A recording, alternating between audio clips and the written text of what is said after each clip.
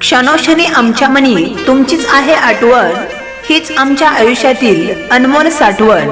कैलासवासी आशाबाई श्रीरंग येवले यांचे रविवार दिनांक 4 ऑगस्ट 2024 रोजी दुःखद निधन झाले। ईश्वर त्यांच्या आत्म्यास शांती देवो, हीच भावपूर्ण श्रद्धांजली। दशक्रिया विधी मंगळवार दिनांक 13 ऑगस्ट 2024 रोजी सकाळी 8:30 वाजता। त्यानिमित्त हरिभक्त परायण महेंद्र महाराज शास्त्री यांचे प्रवचन होईल। स्थळ रेणुका माता मंदिर, मोरजळवाडी, तालुका शिरूर कासार, जिल्हा बीड।